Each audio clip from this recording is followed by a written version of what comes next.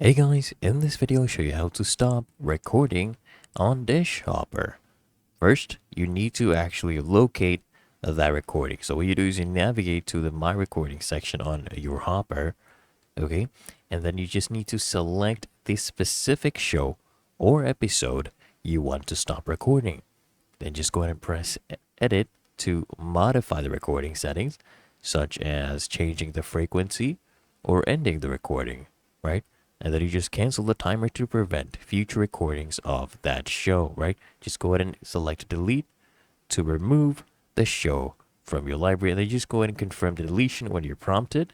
And for primetime anytime, what you can do is also edit right there. You can edit the settings to control which channels and days are recorded. Go to settings, go to primetime anytime, adjust these settings to go ahead and stop the recordings for those as well.